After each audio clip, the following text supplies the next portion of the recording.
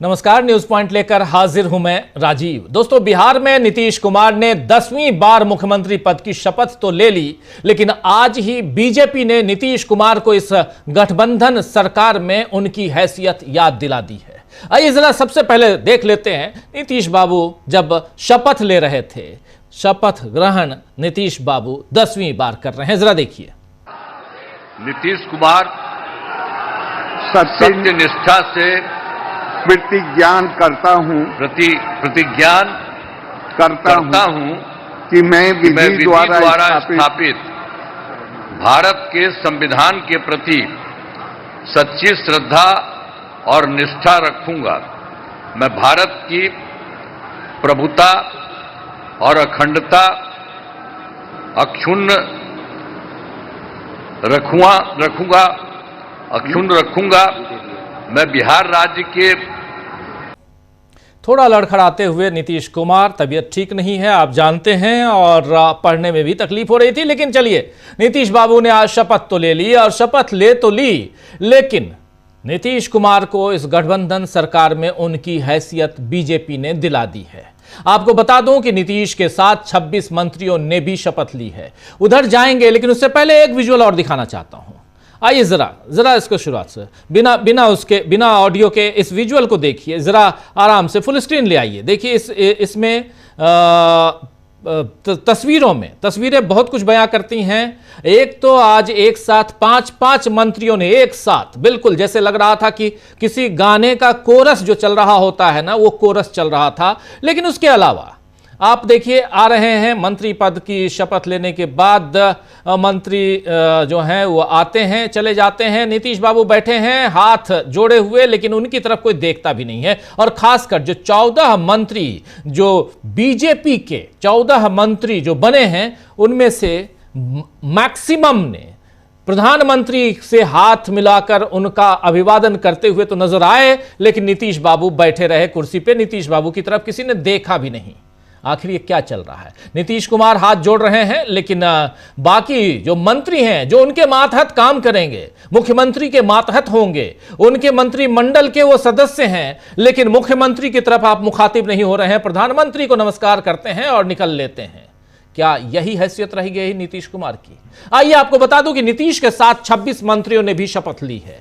Graphically जरा screen पर हम लेके आते हैं। नीतीश के साथ 26 मंत्रियों ने शपथ ली, लेकिन इनमें से बीजेपी के 14 मंत्री हैं। 14 मंत्री बीजेपी के, और जेडीयू से केवल 8 मंत्रियों को जगह मिली है। जबकि चिराग पासवान के खाते में 2 मंत्री पद आए हैं। जीतन राम मांझी और उपेंद्र कुशवाहा को एक मंत्री पद दिया गया है। यह तो समझ आ रहा है कि उनकी भागीदारी इससे ज्यादा नहीं हो सकती थी। खासकर उपेंद्र कुशवाहा और इधर चिराग पासवान की बात करें और हम की बात करें, यानी जीतन राम मांझी की बात करें, उनकी भागीदारी जितनी थी उस हिसाब से है। लेकिन और अगर चिराग पासवान की बात की जाए तो चिराग पासवान को यहां बड़ी चतुराई से आगे बढ़ाया गया है, और सबसे बड़ा हिस्सा जो है वो बीजेपी ने अपने पास रखकर नीतीश कुमार को बता दिया है कि अब बिहार में उनके लिए पहले जैसी बहार नहीं रहेगी। बिहार में बहार बाद नीतीश कुमार बाद जो था पहले, अब वो बहार नहीं रहेगी वहां पे। अब बड़ा भाई का किरदार बीजेपी का है, ये आज बीजेपी ने यहां दिखा दिया है। नीतीश सीएम भले बन गए हैं, मगर असली डोर बीजेपी के हाथों में रहेगी। चुनावों में बीजेपी पहले ही 90% स्ट्राइक रेट के साथ 89 सीटों पर जीती है, लेकिन नीतीश के पास भी 85 सीटें हैं। फिर भी जेडीयू को कम सीट देकर बीजेपी ने बता दिया है कि बिहार में अब बीजेपी सरकार बनी है, एनडीए केवल मुखौटा है, नीतीश कुमार केवल मुखौटा हैं। अब नीतीश कुमार ने किस दबाव में जेडीयू के कद के साथ समझौता कर अपनी सीएम की कुर्सी बचाई है, यह तो वही जानते हैं। लेकिन आज कहा जा सकता है कि नीतीश जीत कर भी हार चुके हैं। 10 बार सीएम पद की शपथ लेने का कारनामा तो उन्होंने कर दिया, लेकिन इतने लंबे राजनीतिक जीवन के बाद अपना सियासी कद उन्होंने घटाकर, नीतीश कुमार ने घटाकर बीजेपी के सामने खुद को सरेंडर कर दिया है। बिहार की राजनीति में क्या अब बीजेपी का ही बोलबाला चलेगा या नीतीश कुमार की बात भी सुनी जाएगी? यह देखने वाली बात होगी दोस्तों। 5 साल आगे क्या कुछ होगा, सब हम और आप देखेंगे और इसी माध्यम से डीबी लाइव के जरिए हम आप तक पहुंचाएंगे। इधर चुनाव आयोग की साख बचाने की कथित चिंता भी देश में चर्चा का विषय बनी हुई है। कल ही आपने इसी कार्यक्रम में देखा कि 272 वरिष्ठ लोगों ने, सो कॉल्ड सिविल सोसाइटी के लोगों ने खुला खत राहुल गांधी पर हमला बोलते हुए लिखा था। राहुल गांधी पर सीधा हमला था और बोला था कि राहुल गांधी चुनाव आयोग की साख को खराब कर रहे हैं। और ये जो 272 लोग जो चिट्ठी लिखे उसमें से 99% लोग सिग्नेचर किया या नहीं किया ये तो मैंने नहीं देखा, लेकिन उनके नाम जरूर देखे। ये 99% लोग जो हैं वो सवर्ण तबके से आते हैं। राहुल गांधी किनकी बात करते हैं? दलितों की, पिछड़ों की, आदिवासियों की, वंचितों की, अल्पसंख्यकों की। इस कैटेगरी से आने वाले लोग कितने हैं उस लिस्ट में आप देख लेंगे। थोड़ी देर बाद स्क्रीन पे ले आऊंगा, आप देखिएगा, खोज कर निकालिए। लेकिन इस पर अब कांग्रेस ने जवाब दिया है। पवन खेड़ा ने इस पर जो कहा है, आइए जरा सबसे पहले उनको सुनते हैं, पवन खेड़ा को, इसी मसले पे। और इधर दूसरी एक चिट्ठी आई है जो 175 लोगों ने लिखी है, वो राहुल गांधी के पक्ष में, इस देश के लोकतंत्र को बचाने के लिए। उस चिट्ठी की भी बात करेंगे, लेकिन पहले कल की चिट्ठी पर पवन खेड़ा क्या कह रहे हैं, सुनिए। रिटायर्ड लोगों के हस्ताक्षर देखे हमने। बात यह है कि एक सर्विंग चुनाव आयोग की फंक्शनिंग पे अगर कोई सवाल उठाए जा रहे हैं, समूचा विपक्ष उठा रहा है। एक सर्विंग चुनाव आयुक्त को पहले बचाने बीजेपी आती है और एक सर्विंग चुनाव आयुक्त को फिर बचाने रिटायर्ड लोग आ जाते हैं। ऐसी क्या बात है? क्या लोकतंत्र को जीवित रखने के लिए सवाल महत्वपूर्ण नहीं होते? क्या ये लोग सब लोकतंत्र को मृत देखना चाहते हैं अपने जीवन काल में? ये अच्छा नहीं लग रहा देखकर। सवाल पूछना मतलब हमला बोलना नहीं होता। ये मानसिकता माननीय प्रधानमंत्री ने इस देश में डाल दी है। जो प्रधानमंत्री से सवाल पूछे वो प्रधानमंत्री का दुश्मन माना जाता है, वो देश का दुश्मन माना जाता है। जो चुनाव आयुक्त से सवाल पूछे, फंक्शनिंग पे सवाल पूछे, जायज सवाल पूछे, उसकी क्या उम्मीद होती है देश को कि भाई वहां जवाब आएंगे। जवाब नहीं आते, भारतीय जनता पार्टी उनकी रक्षा में खड़ी हो जाती है। उससे काम नहीं चलता तो अब रिटायर्ड लोगों की फौज, जो अब माफ कीजिएगा, अब उनको रिटायरमेंट में पार्क वार्क में जीवन बिताना चाहिए, किसी आश्रम में जाना चाहिए, कोई अच्छी बातें करनी चाहिए। और अगर नहीं कर सकते अच्छी बातें तो लोकतंत्र को मजबूत करने के लिए कुछ कदम उठाने चाहिए। और लोकतंत्र सवालों से मजबूत होता है। लोकतंत्र आंख बंद करके, कान बंद करके, मुंह बंद करके नहीं मजबूत होता। लोकतंत्र आंख बंद करके, कान बंद करके, मुंह बंद करके नहीं मजबूत हो सकता।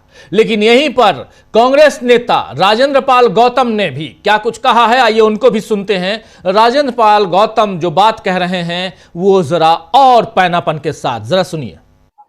जितने लोग ये ब्यूरोक्रेट्स और ये जजेस जो रिटायर्ड हुए हैं पिछले 10, 12, 13 सालों के अंदर, जिन लोगों ने उसके ऊपर साइन किए 272 अधिकारियों ने, उन सब का रिकॉर्ड चेक होना चाहिए कि कितने लोग हैं जिन्होंने रिटायरमेंट के बाद सरकार से फायदा उठाया।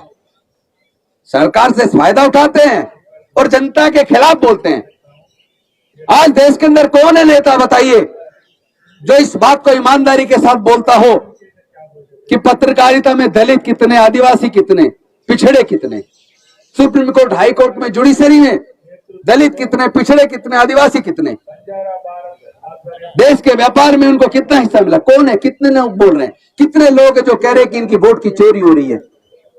इलेक्शन कमीशन कहता है जिसकी वोट कटते उसको नोटिस जाता है, रजिस्टर्ड पोस्ट से नोटिस जाता है। अरे हमने इतने चुनाव देख लिया, हमारे खुद ने चुनाव लड़ा, हमारे क्षेत्र के अंदर आप देखना, आपने भी देखा होगा, ज्यादातर वोट वहां कटते हैं जहां दलित रहते हैं और माइनॉरिटी के लोग रहते हैं। हमने तो आज तक किसी को नहीं देखा जिसका वोट कटा उसको नोटिस भेजाओ। तो सुन लिया आपने राजेंद्र पाल गौतम को, दलित कितने, पिछड़े कितने। ये 272 लोगों ने जो चिट्ठी लिखी है उस पर इसी वीडियो को शेयर करते हुए कांग्रेस पार्टी ने जो लिखा है वो भी आपके सामने रख रहा हूं। और कांग्रेस पार्टी लिखती है कि राहुल गांधी जी को लेकर जिन 272 लोगों ने खत लिखा है वो सरकार से लाभ ले रहे हैं। खत लिखने वालों में से 99% लोग सवर्ण हैं जो दलित, पिछड़ा, आदिवासी से नफरत करते हैं। ये लोग वोट चोरी, दलित, आईपीएस की आत्महत्या पर सवाल क्यों नहीं करते। आपको बता दूं कि रिटायर्ड लोगों की इस चिट्ठी के बाद अब 175 प्रमुख हस्तियों ने बिहार चुनाव आयोग और एसआईआर को लेकर खुला खत लिखा है दोस्तों, जिसमें कहा गया है कि हम देश के नागरिक पूरी तरह पारदर्शी, जवाबदेह, मुक्त और निष्पक्ष चुनावों की मांग करते हैं। हम बिहार चुनाव परिणामों को धोखाधड़ी मानते हैं और विपक्ष से भी यही मांग करते हैं कि वो इन परिणामों को स्वीकार न करे। मतलब बिहार में सरकार बन गई है, लेकिन चुनाव परिणामों को लेकर घमासान जारी है। इधर मोदी गंगा नदी के बिहार से बंगाल जाने को अपनी जीत से जोड़ रहे हैं कि अब पश्चिम बंगाल में बीजेपी की सरकार बनेगी।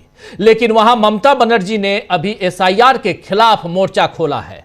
आज ही ममता बनर्जी ने मुख्य चुनाव आयुक्त ज्ञानेश कुमार को एक खत लिखकर राज्य में यानी पश्चिम बंगाल में जारी एसआईआर की प्रक्रिया पर कई गंभीर सवाल उठाए हैं।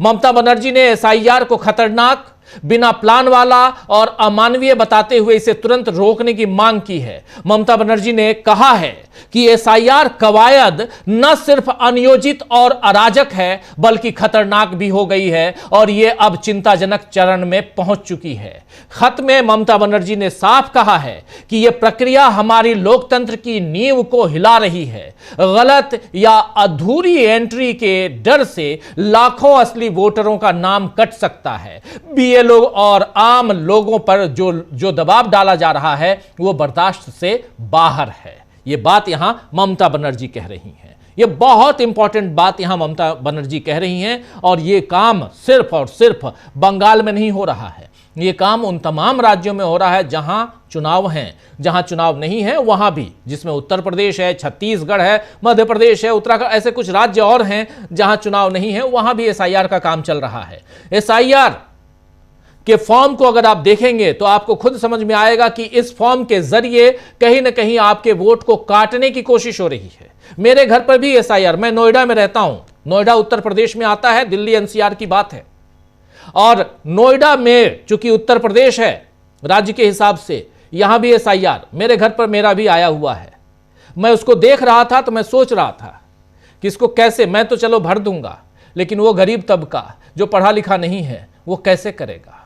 आप मांग रहे हैं पिता का एपिक नंबर, आप मांग रहे हैं माता जी का एपिक नंबर, आप या 2003 का नंबर।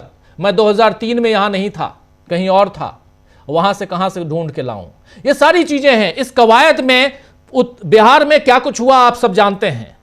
बिहार में 69 लाख लोगों के नाम, 70 लाख लोगों के नाम काट दिए और जो जोड़े गए वो नाम कौन है आज तक चुनाव आयोग ने नहीं बताया। कहां से आए वो लोग नहीं बताया। 22 लाख लोग कहां से आ गए। लेकिन जो डिलीशन हुआ और जो सबमिशन हुआ, एडिशन हुआ, जो वहां जोड़ा गया, जो घटाया गया, उन नामों में से टॉप 5 को आप देख लीजिए। उन टॉप 5 में 4 एनडीए के खाते में, जो डिलीशन हुआ उसमें भी जितने नाम काटे गए उसमें से टॉप में, ये तो सिर्फ 4 की बात बता रहा हूं, वहां पर नाम बहुत भी हैं। 128 नाम ऐसे हैं जो जीत के आए हैं, आप लोगों के सामने हम रख चुके हैं। कांग्रेस पार्टी ने ही, कांग्रेस केरला ने उसे जारी किया था। लेकिन डिलीशन में भी और एडिशन में भी, दोनों जगह जो नाम जोड़े गए, जो नाम घटाए गए, उसमें आखिर कैसे सिर्फ और सिर्फ फायदा हो गया एनडीए को, फायदा हो गया बीजेपी जेडीयू को। कैसे, जरा सोचिएगा। क्या यह कवायद कहीं ना कहीं इस देश के साथ छल नहीं है, हमारे आपके साथ धोखा नहीं है? क्या एसआईआर धोखा है? आइए दोस्तों, आज चर्चा करेंगे कि क्या बिहार में नीतीश को उनकी हैसियत का एहसास आज बीजेपी ने करा दिया है, और क्या अब पश्चिम बंगाल फतह का मोदी का सपना ममता बनर्जी तोड़ेंगी, और इन सब के बीच राहुल गांधी के पक्ष में कैसे आ गए दिग्गज। 272 के सामने 175, कौन मजबूत? देश में लड़ाई क्या अब सिविल सोसाइटी के जरिए लड़ी जा रही है? इन सबको सामने हम रखते हैं, उसके साथ चर्चा को आगे बढ़ाते हैं। हमारे साथ कुछ वरिष्ठ साथी जुड़े हुए हैं, उन सबसे आपका पहले परिचय करवाता हूं और आगे बढ़ते। देखिए, इस वक्त 5 हमारे वरिष्ठ साथी जुड़े हुए हैं। फर्राज शाकिब जी फरार हैं, अभी आएंगे थोड़ी देर में। आ गए फर्राज शाकिब जी आ गए। फर्राज शाकिब जी, मजाक कर रहा था, लेकिन आप इसी रूप में अच्छे लगते हैं। बहुत बहुत शुक्रिया आपका। और पटना से हमारे साथी अनिल कुमार रॉय साहब जुड़े हुए हैं। अनिल जी, आपका स्वागत है। उधर कोलकाता की बात कर रहा हूं, कोलकाता से हमारे साथी प्रफुल्ल कोलख्यान जी जुड़े हुए हैं, आपका भी स्वागत है। दिल्ली से हमारे दो साथी प्रशांत टंडन जी, अमलेंदु उपाध्याय जी, आप पांचों का स्वागत है, इस्तकबाल है, स्वागत इस्तकबाल। अब तमाम दोस्त साथी शुभचिंतक आप सबका जो अब तक जुड़े हुए हैं उनका भी, जो जुड़ेंगे उनका भी। आज का दिन बहुत ही गहमा गहमी का दिन था। सुप्रीम कोर्ट में दो अलग अलग चीजें। एक, सुप्रीम कोर्ट में राज्यपाल की क्या हैसियत है, राष्ट्रपति की क्या हैसियत है, यह सब बताया गया। सुप्रीम कोर्ट में 5 जजों की संवैधानिक पीठ ने आज वो फैसला सुना दिया। उसके बाद उमर खालिद, शर्जील इमाम, इन सब पे अभी केस, इनकी जमानत पर आज लगातार तो ना कहें क्योंकि बीच में एक दिन का ब्रेक था, लेकिन आज भी सुनवाई हुई और कल फिर सुनवाई होगी। उमर खालिद, शर्जील इमाम, गुलफिशा फातिमा, इन तमाम जो आरोपी हैं दिल्ली दंगे के, इन पे कल भी सुनवाई होगी, तारीख पे तारीख। चलिए, अगली तारीख कल है, कल लेके हम आएंगे फिर। लेकिन जो कुछ बिहार में हुआ है और जो कुछ यहां दिल्ली में चल रहा है उस पर तो चर्चा जरूरी है। और पहले बिहार चलते हैं, पहले नीतीश बाबू। और नीतीश बाबू के बारे में बात करने के लिए दो साथी मौजूद हैं, फर्राज शाकिब जी और अनिल कुमार रॉय साहब, दोनों के जरिए। पहले फर्राज शाकिब जी, आपके पास आना चाहता हूं। एक तस्वीर अभी मैं दिखा रहा था, नीतीश बाबू बैठे हुए हैं, ऐसे ऐसे कर रहे हैं, हाथ जोड़े हुए हैं, लेकिन ये 14 मंत्री में से कोई भी दिखाई नहीं दे रहा है जो पहले या बाद में भी जाके नीतीश बाबू के सामने थोड़ा सिर झुका ले, क्योंकि आपके मातहत में काम करूंगा साहब। नीतीश बाबू की ये हैसियत हो गई है बिहार में। देखिए राजीव भाई, नीतीश जी ने की जो हैसियत है वो आज मंच पर नीतीश जी ने दिखा दी है। वो मंत्री हाथ जोड़े ना जोड़े उससे क्या ही फर्क पड़ता है। नीतीश जी ने, अगर नीतीश जी की हैसियत नहीं होती या नीतीश जी अपने सही स्टेट ऑफ माइंड में नहीं होते तो आज भाजपा का मुख्यमंत्री मंच पे शपथ ले रहा होता। नीतीश जी नहीं ले रहे होते। ये वही नीतीश जी हैं जो कैबिनेट की बैठक के बाद इस्तीफा लेकर गए राजभवन, और राजभवन में इस्तीफा दिए बिना लौट आए। पता चला वहां सम्राट चौधरी इशारा भी करते रहे कि आप चिट्ठी दे दीजिए इस्तीफा वाला, और नीतीश जी ने उनको वहीं आंख दिखा दिया कि चुपचाप बैठे रहो एकदम शांति से। और विधानसभा भंग करने की सिफारिश वाला चिट्ठी आरिफ साहब को देकर के कि 19 तारीख से इसको प्रभावी माना जाए, तत्काल प्रभाव से नहीं, 19 तारीख को आप विधानसभा भंग करिएगा। और तब तक, जब तक भाजपा की बैठक हो जाए, एनडीए विधायक दल की बैठक हो जाए और हमको नेता चुन लिया जाए, उसके बाद हम आके इस्तीफा देंगे और राजभवन से सरकार बनाने का निमंत्रण लेकर के जाएंगे। 1 घंटे की मोहलत नहीं दी नीतीश जी ने। नीतीश जी को पता था कि अगर 1 घंटे की मोहलत हमने दे दिया इनको तो ये आधी रात को भी अपने मुख्यमंत्री को शपथ दिलवा सकते हैं। महाराष्ट्र में हम लोगों ने देखा है। हेलो जी जी जी, साकिब जी आपकी आवाज आ रही थी। चलिए, आपका वीडियो डाउन हो गया, कोई बात नहीं। लेकिन अनिल कुमार रॉय साहब, जरा आपके पास आना चाहता हूं। नीतीश बाबू, क्या यहां से अब यह माना जाए कि वो हाशिए पे बिठा दिए गए हैं, हाशिए पे चले गए हैं नीतीश कुमार? आगे फर्राज जी दोबारा जुड़ेंगे, चलिए कोई बात नहीं, फर्राज जी दोबारा जुड़ेंगे जी। अनिल कुमार रॉय साहब।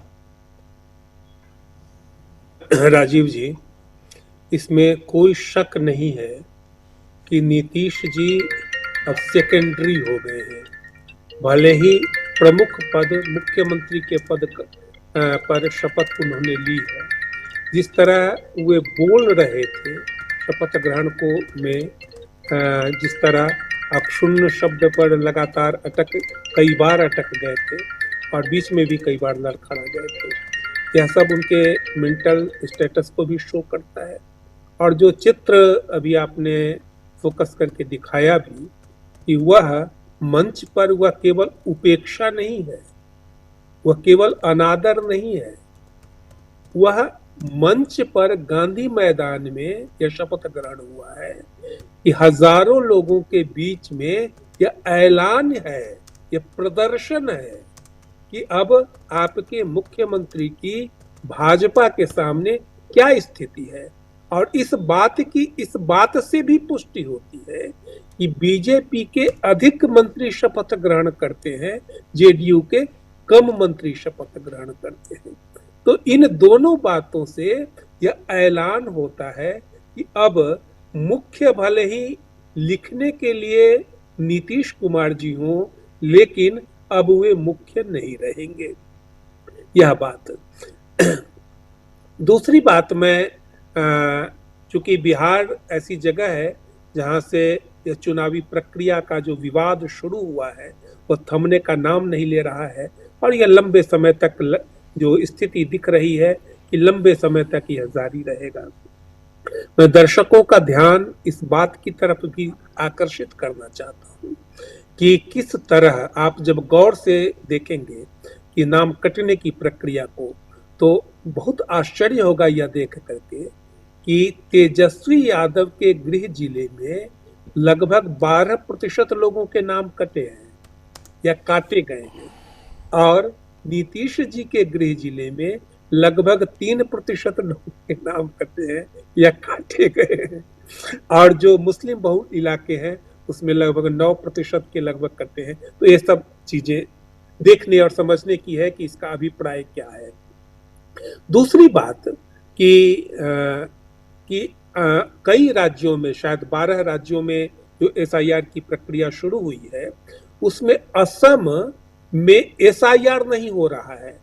इसकी तरफ भी ध्यान आकर्षित किए जाने की जरूरत है कि वहां पर SR हो रहा है, वह इंटेंसिव नहीं होगा वहां पर, जबकि दूसरे राज्यों में, बिहार में, पश्चिम बंगाल में ये सारी चीजें होंगी, इंटेंसिव होगा वह, लेकिन असम में वह इंटेंसिव नहीं होगा।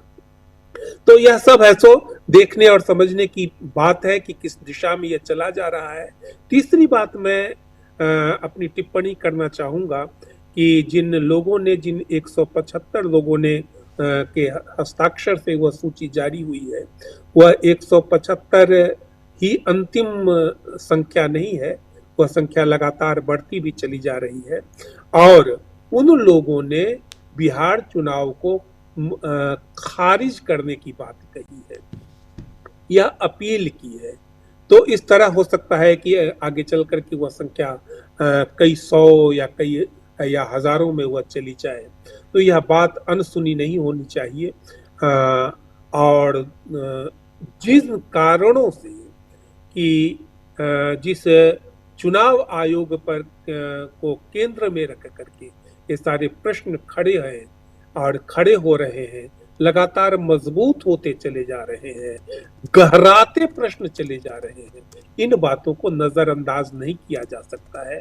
और यह जो सूची जारी हुई है या जो कार्य किया जा रहा है, यह सरकार के द्वारा नहीं किया जा रहा है, यह नागरिक और नागरिक संगठन कर रहे हैं। अर्थात नागरिक और नागरिक संगठन के बहुतेरे प्रबुद्ध लोग इस चुनाव को अमान्य, बिहार चुनाव को अमान्य घोषित कर रहे हैं। यह एक लोकतंत्र पर का बहुत बड़ा प्रश्न है, जिस पर विचार किए बिना उसको दरकिनार करके हम नहीं गुजर सकते हैं। जी बिल्कुल आप सही कह रहे हैं, इसको दरकिनार करके हम नहीं आगे बढ़ सकते। यहाँ पे एक बार फर्राज जी, जल्दी से आपकी आवाज बीच में चली गई थी, अपनी बात प्लीज आगे बढ़ाइए, फिर आगे बढ़ते हैं और 272, 175 की बात भी करेंगे। यहाँ पर परिस्थितियां बहुत तेजी से बदलती हुई नजर आ रही हैं और दिसंबर का पहला सप्ताह बहुत ही महत्वपूर्ण होने जा रहा है इस देश की सियासत के लिए। फर्राज जी, बिहार। देखिए, नीतीश जी ने आज शपथ ले लिया। अभी भी स्पीकर के नाम पर लोगों ने अपना एक कयास लगाना शुरू कर दिया है कि प्रेम कुमार स्पीकर बनेंगे, लेकिन अभी तक उसकी पुष्टि नहीं हुई है। ना मुख्यमंत्री आवास से पुष्टि हुई है, ना मुख्यमंत्री सचिवालय से, और नहीं कहीं राजभवन से इसकी पुष्टि हुई है। मंत्रियों ने शपथ लिया है। एक महत्वपूर्ण संकेत आप इस पूरे आज जो मंत्रियों ने शपथ लिया है, तकरीबन 36 से 37 मंत्री बिहार सरकार में इस विधानसभा में 5 साल का जो कार्यकाल है, इसमें 36 मंत्रियों की गुंजाइश है, और लगभग 28 या 29 मंत्रियों ने शपथ लिया है, और 8-9 मंत्री 27 है टोटल, 27 मंत्री इंक्लूडिंग सीएम इंक्लूडिंग सीएम, और अभी उसमें तकरीबन 7 से 8 मंत्रियों की जगह और खाली है जो जदयू कोटे की है। जदयू कोटे से सिर्फ 8 मंत्रियों ने शपथ लिया है आज, बाकी सबने बीजेपी कोटे से लिया है। नहीं तो लेकिन आज जदयू कोटे से बाकी मंत्री क्यों नहीं लिए गए आखिर? बीजेपी मैं वहीं आ रहा हूं जी, मैं वहीं आ रहा हूं राजीव भाई, मैं वहीं आ रहा हूं। जदयू कोटे से जो मंत्रालय अभी आवंटित होना है, आप इस बात का संकेत समझिए कि अभी छोटे दलों में टूट फूट होने की गुंजाइश है और इन छोटे दलों को तोड़ करके नीतीश जी के जनता दल यूनाइटेड के विधायक दल में मिलाया जाएगा और मंत्रालय उनको दिया जाएगा। आज एक गोदी मीडिया सुबह खबर चला रहा था कि कांग्रेस के टूटकर जदयू में जाने वाले हैं। मैं मानता हूं इस बात को कि वो मैं मानता हूं इस बात को कि वो जा सकते हैं, लेकिन वो ऐसे ही टूट के नहीं जाएंगे, वो राहुल गांधी की सहमति से जाएंगे। देखिए, आज के बाद नीतीश जी का अगला सबसे बड़ा लक्ष्य है अपने विधायक दल को 85 से 95, 93, 92 तक पहुंचाना। 89 का विधायक दल भाजपा का है। आपको बता देता हूं, पिछले बार जो खेल हुआ था, जैसे ही भाजपा का विधायक दल 77 का हुआ, चचा ने इधर से 4 विधायक एमआईएम को तोड़वा के आरजेडी में शामिल करा दिए थे। आरजेडी का विधायक दल हो गया था 79 का।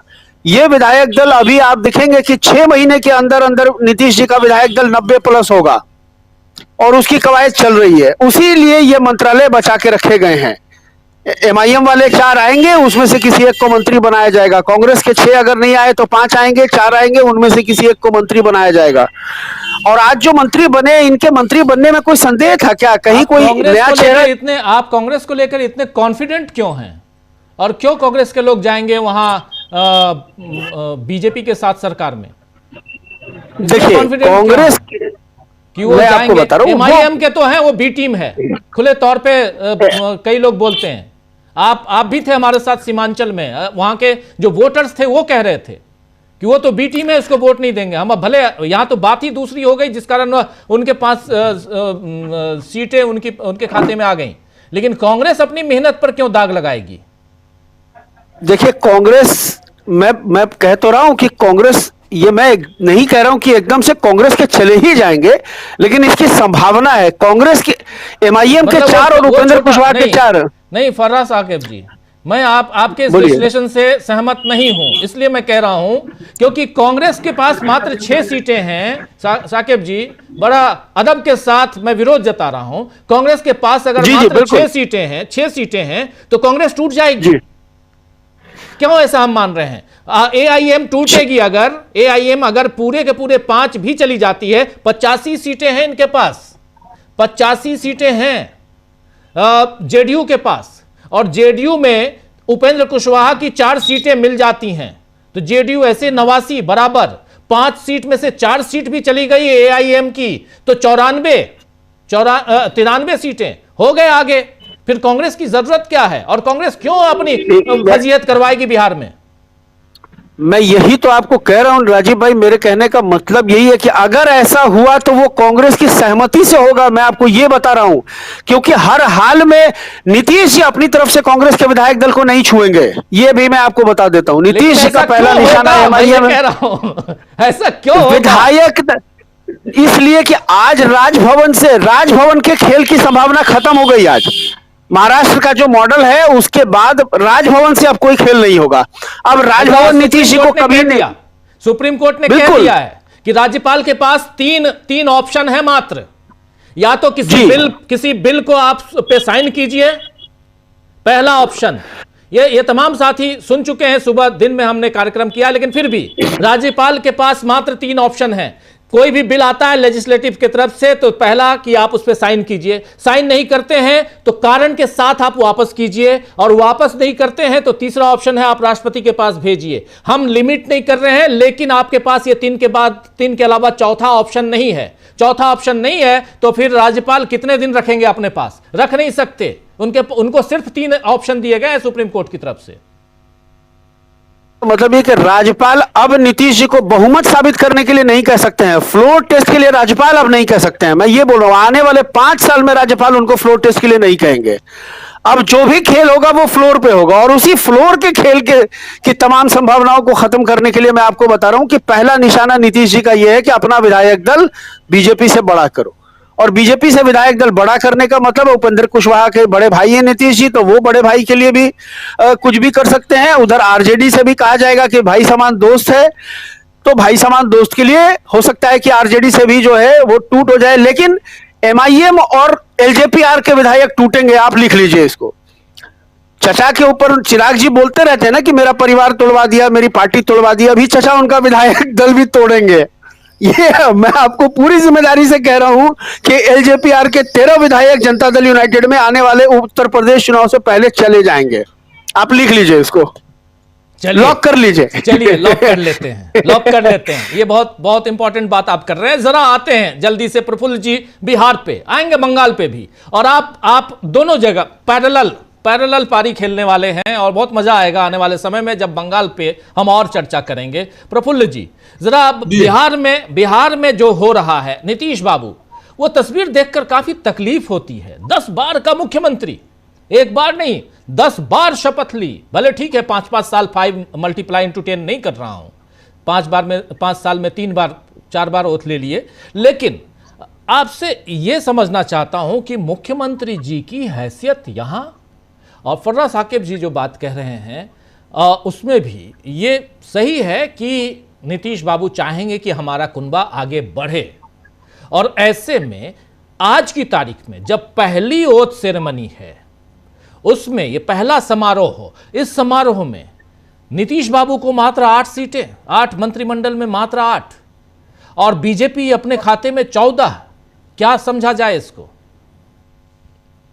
देखिए, नमस्कार सभी को। अभी जो अपने खाते में उन्होंने सिर्फ 8 लिया है और भारतीय जनता पार्टी के 14 मंत्री हुए हैं, तो अभी जो उनकी समझदारी विकसित हुई होगी कि अब उस 8 में से और लोगों को अपना सामाजिक संतुलन के अंतर्गत लेंगे और धीरे धीरे लेंगे। अभी उनके अपने दल के टूटने का भी खतरा दूर नहीं हुआ है, और तो इसलिए वो धीरे धीरे देखेंगे कि किस आदमी के साथ कितने विधायक हैं। जो मंत्री के साथ 4, 5, 6 विधायकों का समर्थन होगा उनको मंत्री बनाएंगे। इसलिए अभी इंतजार कर रहे हैं। अभी उनको पता ही नहीं है कि कौन टूट करके किधर जाने वाला है, हो सकता। लेकिन जिस तरह से शपथ ग्रहण के बाद मंत्रियों ने उनकी उपेक्षा की, ऐसे व्यक्तित्व तो नीतीश कुमार जी नहीं है कि प्रधानमंत्री से कोई हाथ मिलाए और मुख्यमंत्री की तरफ जुड़े हुए हाथ की तरफ देखे ही नहीं या उसे दिखे ही नहीं।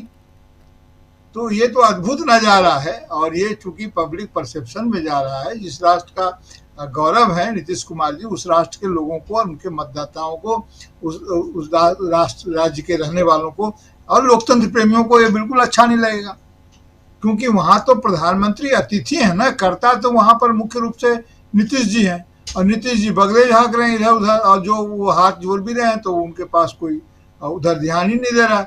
वो हाथ जोड़ते हुए देख रहे हैं निरीह बन करके। फरहाद साकिब जी ने जो स्ट्रेटेजिक नैरेटिव बनाया है या सामने रखा है, मैं उसे स्ट्रेटेजिकली डिनाई करता हूं। अगर कांग्रेस के भीतर खाने में यह बात चल भी रही हो कि कांग्रेस सहमति देकर के क्यों अपना क्या चुने हुए विधायकों को स्लीपर सेल बना के कांग्रेस जेडीयू में भेजेगा, क्यों भेजेगा? जबकि उनके अपने जेडीयू का अपने ही विधायक कहीं और जाने के लिए गठरी मोटरी बांध रहे हों, तो कांग्रेस क्यों भेजेगा? अगर जरूरत पड़ेगी तो सदन में समर्थन कर देगा। इसमें कोई दिक्कत तो है नहीं, किसी बिल पर, किसी इंपॉर्टेंट मुद्दे पर समर्थन कर ही सकती है कांग्रेस। तो कांग्रेस के बारे में यह फैलाना और आरजेडी के बारे में भी यह फैलाना, मैंने जहां कहीं से बात, जिस स्ट्रेटेजिक एनालिसिस से बात आ रही हो कि वे इनका जेडीयू के समर्थन में चले जाते हैं, बिछड़े हुए भाई की याद आएगी। बिछड़े हुए भाई की याद तब नहीं आई जब उनकी हालत इतनी खराब हो गई और इस तरह की चीजें हुई। तो वो तो बात ठीक है, वो अपना बता रहे हैं, लेकिन मुझे नहीं लगता कि ये कोई कंक्रीट बात है। दूसरी बात यह है कि अभी जो चिट्ठी उट्ठी का जो वातावरण चल रहा है, आप कहें तो इस पर थोड़ी सी बात कर लेते हैं जी। उस पे आना चाह रहा था, थोड़ा सा सेकंड राउंड में आपके पास आता हूं, और बहुत बहुत महत्वपूर्ण है। जरा चलते हैं जल्दी से प्रशांत टंडन जी के पास। प्रशांत जी को भी स्क्रीन पे ले आइए, जरा प्रशांत जी के पास चलते हैं, चिट्ठी की भी बात करेंगे। प्रशांत जी, बिहार में जो कुछ हो रहा है, इसके साथ साथ चिट्ठी, शुरुआत करते हैं यहां से। चिट्ठी 272 लोगों ने चिट्ठी लिखी नरेंद्र मोदी के पक्ष में, कांग्रेस की प्रतिक्रिया आई, लेकिन उसके बाद आज राहुल गांधी के पक्ष में 175, और ये नंबर अभी जारी है। जरा यहीं से शुरुआत कीजिए। राजीव जी, विपक्ष के और नागरिक इंटेलेक्चुअल्स, पब्लिक इंटेलेक्चुअल्स तमाम मुद्दों पर चिट्ठियां लिखते हैं। ह्यूमन राइट की वायलेशंस होते हैं तब चिट्ठियां लिखते हैं, प्रेस की आज़ादी पे हमला होता है तब चिट्ठियां लिखते हैं। तमाम मुद्दों पर चिट्ठियां लिखते हैं, और ये आप देखेंगे कि साल में 2-1 बार ऐसा होता है। और किसी भी लोकतंत्र में ये अच्छे, बहुत ही हेल्दी एक साइन है कि जो संसद के भीतर यानी लेजिस्लेटिव अपोजिशन है, उसके बाहर भी एक अपोजिशन एग्जिस्ट करता है। और ये बड़ा मतलब जिसको कहें कि नेचुरल है, और दुनिया के सभी लोकतंत्र में ऐसा होता है। लेकिन ये मैंने पहली बार देखा, कल हम लोगों ने चर्चा भी की थी इस पे, कि 272 पब्लिक इंटेलेक्चुअल्स, रिटायर्ड ब्यूरोक्रेट, जजेस ने सरकार के पक्ष में चिट्ठी लिखी और ऑपोजिशन के नेता को टारगेट किया। ये अप्रत्याशित है। अब कल भी मैंने कहा था कि ये कैसे कोऑर्डिनेट हुआ होगा, हम समझ सकते हैं। लेकिन देखिए, ये जो चिट्ठियां चल रही हैं, उसमें कल भी मैंने कहा था, फिर कह रहा हूं इस बात को, कि जो चिट्ठियां लिखवाई गई उससे बड़ा साफ एक जाहिर होता है कि नरेंद्र मोदी को या उनकी रिजीम को अब राहुल गांधी के कैंपेन से डर लग रहा है। और उनको डर लग रहा है कि अगर इस तरीके से राहुल गांधी हर 2 महीने में कभी हरियाणा, कभी महाराष्ट्र, कभी अलंग, कभी महादेवपुरा का कच्चा चिट्ठा खोलते गए, तो धीमे धीमे वोट चोरी एक बड़ा राष्ट्रीय मुद्दा बन जाएगा।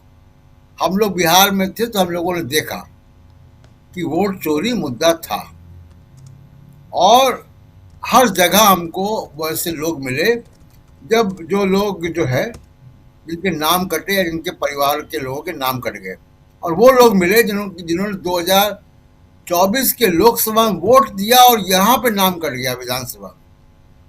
ऐसे दर्जनों लोग हमको मिले। तो जब कैमरा देख के दर्जनों लोग आ रहे, तो समाज में सोचिए कितने लोग होंगे ऐसे। अब लगातार आज राजस्थान से खबर आई है, बंगाल से खबर आ रही है, केरल से खबर आ रही है, बीएलओस आत्महत्या कर रहे हैं। बीएलओ आत्महत्या क्यों कर रहे हैं? बीएलओ 1000, 1200, 900 मतदाताओं को हैंडल करता है। यानी 1000, 1200 के मतदाताओं को हैंडल करने वाला जो अधिकारी है, वो वहीं का लोकल होता है, स्थानीय होता है, वो उस समाज का हिस्सा होता है। उसको मालूम है कि किसका नाम काटने को कहा जा रहा है, उसके ऊपर मानसिक दबाव है, और उस दबाव को वो झेल नहीं पा रहे हैं लगातार। इसकी कोई जांच होनी चाहिए कि ये बीएलओ आत्महत्या क्यों कर रहे हैं। तो ये पूरा जो वोट चोरी का प्रकरण है, ये बड़ा घोटाला है।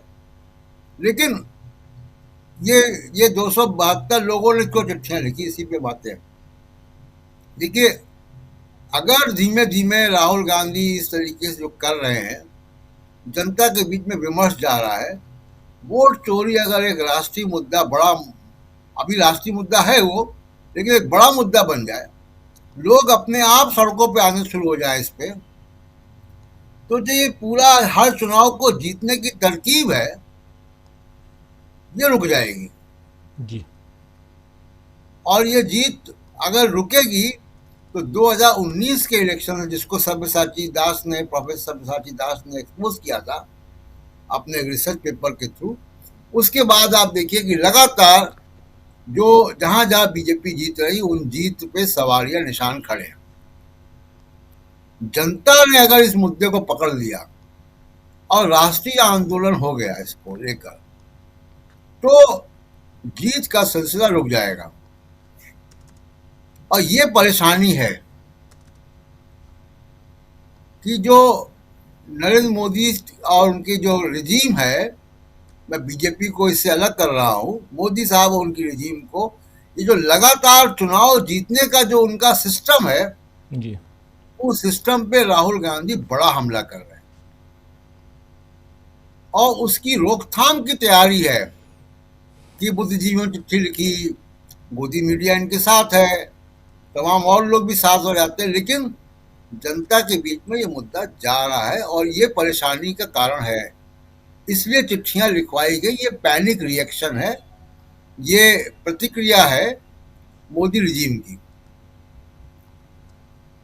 और बिल्कुल। जहां तक जी जी आप कुछ जोड़ रहे थे, प्लीज अपनी बात पूरी कीजिए। तो इसलिए मैं कह रहा हूं कि अगर ये सिलसिला यहाँ पे रुकता है, और अब विपक्ष के पास सबसे बड़ा एक मौका है कि बिहार में नीतीश कुमार ने थोड़ा जो है ये जो पार्टी जीत की जो जश्न था उसमें ब्रेक लगाया है कि बीजेपी का मुख्यमंत्री वहां नहीं बना। इस सच्चाई को भी हमें देखना चाहिए। तो जीत का जश्न में अगर उन्होंने डीजे का वॉल्यूम कम कर दिया है नीतीश कुमार ने, तो विपक्ष के सामने एक मौका है। जितना भी टाइम है विपक्ष के पास, 1-1.5 साल में मान के चलता हूं कि 1-1.5 साल का मौका विपक्ष के पास पूरा है, जब बीजेपी हिटबैक करेगी और नीतीश कुमार सीन से बाहर जाएंगे। लेकिन जब तक नीतीश कुमार सीन पे हैं, जब तक विपक्ष के पास भी एक मौका है कि एक बिहार से भी एक जन आंदोलन को खड़ा कर सकते हैं जी। और जितने चाहे ममता बनर्जी हो, स्टालिन हो, केरल के पार्टियां हो, सब SIR से भुक्तभोगी हैं और सबका हाल तेजस्वी यादव जैसा ही होगा अगर इसको रोका नहीं गया। तो एक राष्ट्रीय आंदोलन की रूपरेखा बननी चाहिए और वो केवल प्रेस कॉन्फ्रेंस से, ट्विटर से, इन सब से नहीं होगा। एक गहन चर्चा, इसमें 15 दिन 20 दिन की एक थिंग वो जो है ब्रेनस्टॉर्मिंग करें और एक बड़े राष्ट्रीय आंदोलन की रूपरेखा तैयार करें। ऐसा आंदोलन जो कि पीछे भी हमारे देश में कई बार ऐसे आंदोलन हुए हैं, एक बड़े लोकतांत्रिक आंदोलन की तैयारी करें। अभी विपक्ष के पास बहुत बड़ा एक मौका है और मैं यकीन के साथ कह सकता हूँ राजीव जी, हम लोग बिहार में थे और बिहार के बाद भी मैं लगातार लोगों के टच में रहता हूँ। विपक्ष अगर वोट चोरी के मुद्दे को राष्ट्रीय आंदोलन बनाएगा तो विपक्ष की बात सुनने को अब लोग तैयार हैं। बिल्कुल। तो इसलिए विपक्ष के पास मौका है अभी। बिल्कुल आप सही कह रहे हैं, विपक्ष के पास मौका है। इस मौके को विपक्ष कैसे भुनाएगा ये आने वाले वक्त में हम देखेंगे। लेकिन एक तरफ बिहार चुनाव, उससे लेकर जितने सवाल उपज रहे हैं और बिहार चुनाव को आखिर क्यों लोग नहीं मान रहे हैं कि यहां पर जिस ढंग से जो एक बिल्कुल पारदर्शी तरीके से जो चुनाव होना चाहिए था वो चुनाव नहीं हुआ, इसके कई कारण हैं। सबसे शुरुआत अगर देखा जाए तो 10,000 रुपया महिलाओं को देना, इस पे खूब चर्चा हो गई, वो भी एक कारण। लेकिन इसके बाद जो सबसे, इससे शुरुआत में SIR, ये मुद्दा बहुत गंभीर है। SIR के साथ साथ EVM का मुद्दा भी गंभीर है और कैसे कुछ सीरीज में बातें हुई हैं। ये SIR में कुछ वोटर्स, शुरुआत में मैं कह रहा था, कुछ वोटर्स जो हैं, कुछ डिलीट किए गए वोटर्स के नाम हटाए गए, कुछ वोटर्स के नाम जोड़े गए। जरा स्क्रीन पर मैं दिखाना चाहता हूं कि कैसे यहां पर जीते हुए और हारे हुए, और उसमें भी जीते हुए NDA के 5 टॉप 5 डिलीशन, टॉप 5 एडिशन, उसमें अगर आप आएंगे तो कैसे यहां देखिए साफ साफ कि गोपालगंज में 56,793 वोटर्स काटे गए, पूर्णिया में 50,767 वोटर्स काटे गए, मोतिहारी में 49,747 वोटर्स काटे गए, कुचाईकोट में 43,226 वोटर्स हटा दिए गए, काट दिए गए, और किशनगंज में 42,940। अब देखिए इसमें जो हटाए गए, पहला गोपालगंज बीजेपी की जीत, पूर्णिया बीजेपी की जीत, मोतिहारी बीजेपी की जीत, कुचाईकोट में जेडीयू की जीत। कांग्रेस किशनगंज में कैसे जीती है वो आप लोग देख चुके हैं। अब देखिए यहां डिलीशन का मामला, यहां पे डिलीशन था, यहां एडिशन का मामला, जो नाम जोड़े गए उसमें नौतन, ठाकुरगंज, फिर चिनारी, अररिया और तरारी। अब देखिए अररिया, यहां पे 4,444 वोटर जोड़े गए, तरारी 3,787 वोटर जोड़े गए। इनमें भी देखिए एक सिर्फ कांग्रेस जीती है, बाकी सब बीजेपी, जेडीयू, एलजेपीआर, बीजेपी। आखिर ये चल क्या रहा था? आखिर चल क्या रहा था? ये एक इंपॉर्टेंट पहलू है, इसको आप मतलब जरा गंभीरता से समझिएगा कि एक तरफ एडिशन, एक तरफ डिलीशन, और दोनों तरफ यानी 10 में से 8 सीटें लेके जाते हैं आप। ये मात्र 10 सीटों की बात है, इसमें से 8 सीटें। तो बिहार का चुनाव लगातार सुर्खियों में है इस रिजल्ट को लेकर पूरी दुनिया के अखबारों में। उसके बाद जिस दिन रिजल्ट आया उसके बाद आप न्यूयॉर्क टाइम्स से लेकर वाशिंगटन पोस्ट से लेकर आप टेलीग्राफ तक सारे अखबार, दुनिया के अखबारों को पलट लीजिए। बदनामी हो रही है देश के लोकतंत्र की, देश की संवैधानिक संस्थाओं की, इसलिए यहां यह दुखद है। खैर, अमलेंदु जी क्या कहेंगे? देखिए राजीव जी, एक तो जहां तक न्यूयॉर्क टाइम्स और विदेश में छपने का सवाल है, तो आज ही एएसजी राजू साहब ने सुप्रीम कोर्ट में बहस करते हुए कहा कि ये तो अंतर्राष्ट्रीय षड्यंत्र का हिस्सा है। न्यूयॉर्क टाइम्स को छाप देता है, लोग यहाँ पे इंटेलेक्चुअल्स जो आके बात करने लगते हैं, तो अंतर्राष्ट्रीय षड्यंत्र का हिस्सा है। तो न्यूयॉर्क टाइम्स में अगर छप रहा है, इंटेलेक्चुअल्स अगर उस पर बोलने लग जाए तो ये तो बड़ा गंभीर खतरा है। एएसजी साहब आज बता चुके हैं सरकार की तरफ से, एडिशनल सॉलिसिटर जनरल साहब सुप्रीम कोर्ट को। तो ये तो अंतर्राष्ट्रीय षड्यंत्र सारे राजीव जी मोदी जी के समय ही होते हैं, और जब ट्रंप जो है बधाई देता है तब वो अंतर्राष्ट्रीय षड्यंत्र नहीं होता है। मोदी जब ट्रंप जो है वो 58 बार कहता है कि उसने ऑपरेशन सिंदूर रुकवा दिया धमकी देकर व्यापार की, तो वो अंतर्राष्ट्रीय षड्यंत्र नहीं है। लेकिन न्यूयॉर्क टाइम्स में छप जाएगा तो अंतर्राष्ट्रीय षड्यंत्र। अब दुखद बोलना नहीं चाहिए। सुनिए, आप जब ट्रंप साहब का नाम लिए हैं तो अमेरिकी रिपोर्ट अभी अमेरिकी रिपोर्ट में अभी आई है। अमेरिकी रिपोर्ट में कहा गया है कि ऑपरेशन सिंदूर में पाकिस्तान ने भारत को हराया, पहलगाम अटैक को भी आतंकी हमला नहीं माना। यह अमेरिकी रिपोर्ट है।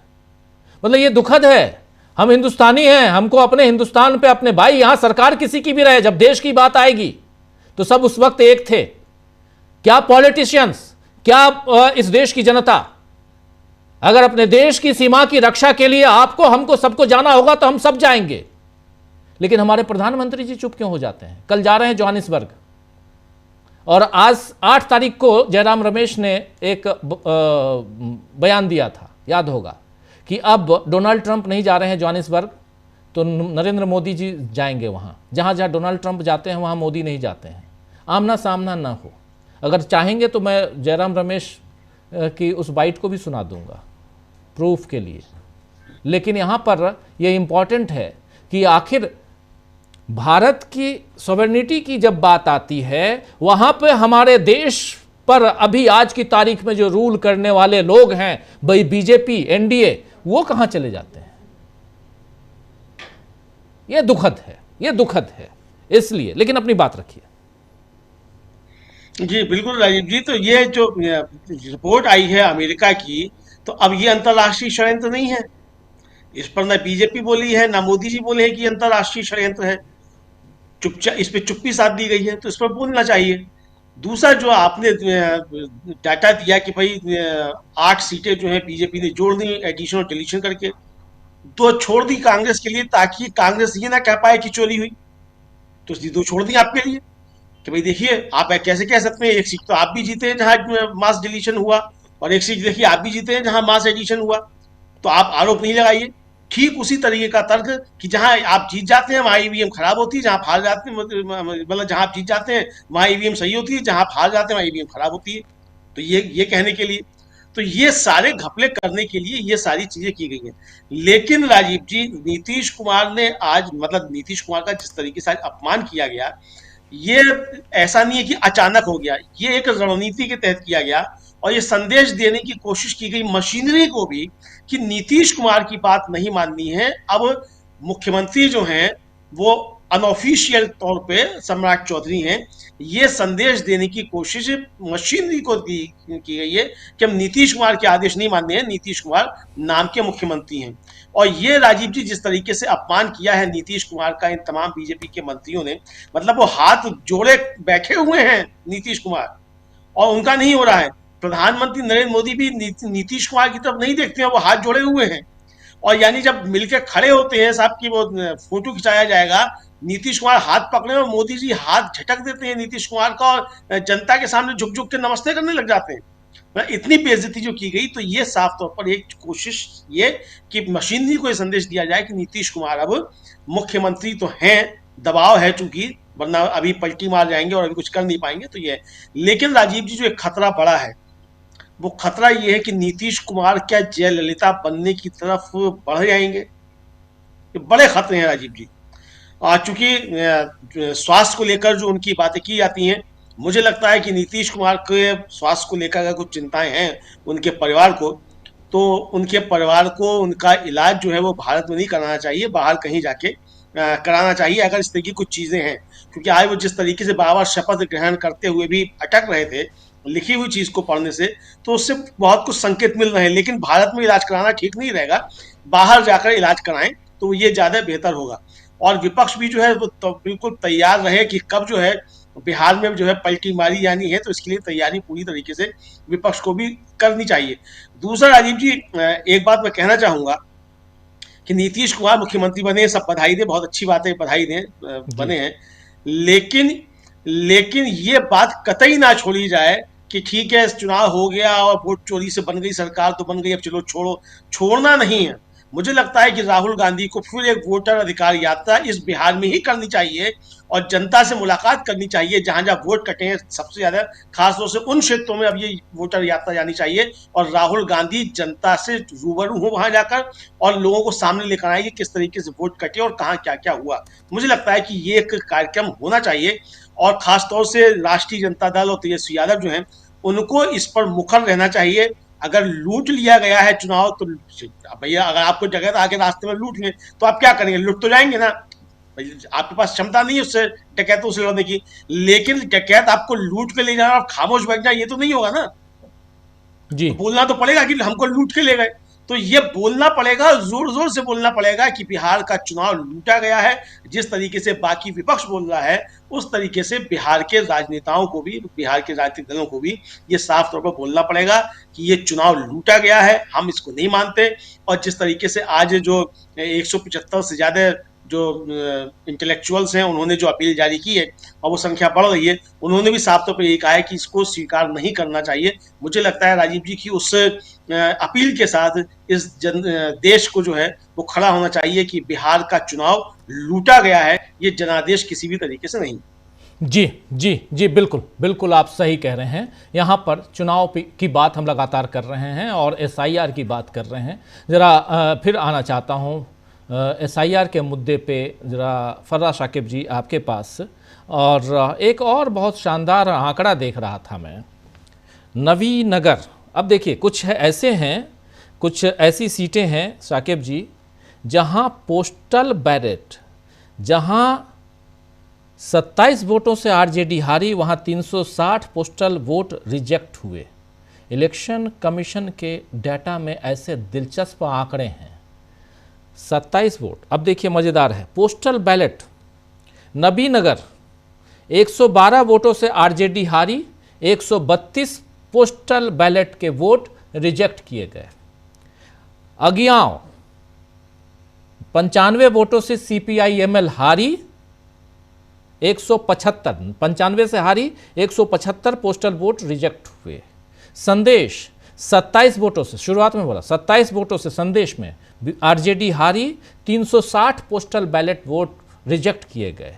रामगढ़ 30 वोट से BJP हारी, 189 पोस्टल वोट खारिज हुए। रामगढ़ में भी ले रहा हूं इसमें, लेकिन फिर भी ट्रेंड वही है, चाहे रामगढ़ हो, संदेश हो, अगियाव हो, नबीनगर हो, इन सब पे आप जितने वोट से हारे हैं उससे ज्यादा, उससे 3 गुना, 4 गुना, 5 गुना पोस्टल बैलेट के वोट रिजेक्ट हुए हैं।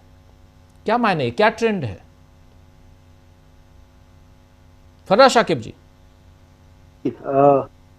आपको याद होगा जिस दिन काउंटिंग शुरू हुई थी 14 नवंबर को और हम लोग सब बात कर रहे थे आपस में, आपने देखा होगा कि जब तक पोस्टल बैलेट की गिनती हो रही थी महागठबंधन बहुत ऊपर लीड ले चुका था। यह हम लोग पहले इस पर भी चर्चा कर रहे थे कि आमतौर पर पोस्टल बैलेट्स में जो है वो सरकार, जो मौजूदा सरकार होती है वो लीड लेती है, लेकिन पोस्टल बैलेट की गिनती जब हो रही थी तब महागठबंधन और एनडीए का आंकड़ा आसमान जमीन का फर्क था। एनडीए जहां 45 पर था, महागठबंधन उस वक्त 145 पर था। ये सुबह 9:30 9:15 बजे की बात हम लोग कर रहे हैं, मैं कर रहा हूं। तो आप इस बात, और ये पोस्टल बैलेट, और यही वजह है कि RJD मुझे लगता है कि इन सब बातों को लेकर के विमर्श कर रही है और इन सब को लेकर के वो कोर्ट भी जाएगी।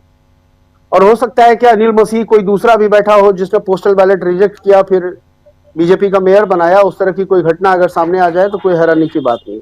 लेकिन एक चीज और जरूर इस चुनाव परिणामों ने एस्टैब्लिश किया है कि वोट चोरी का जो नैरेटिव है, लोग कह रहे हैं कि वोट चोरी का नैरेटिव फेल हो गया, और इसको फेल करने में, यानी कि फेल साबित करने में कथित कुछ यूट्यूबर्स भी जो हैं, जिन्होंने पहले तो एसआईआर के नाम पर बहुत स्पेस लिया यूट्यूब पर, और उसके बाद उन्होंने भी कोशिश शुरू कर दी कि बीजेपी के इस जीत को किसी तरह से जो है उनकी रणनीति और उनकी स्ट्रेटेजी बता करके जस्टिफाई कर दिया जाए, और वोट चोरी का मुद्दा जो है उसको गौन करके बताया जाए कि नहीं, ये कोई ऐसा मुद्दा नहीं है, एसआईआर कोई इशू नहीं रहा। लेकिन ये बातें अब सोसाइटी में एस्टैब्लिश हो गई है कि वोट चोरी हुई है। इवन जिन लोगों ने एनडीए को वोट किया है वो भी ये मान रहे हैं कि वोट चोरी हुई है।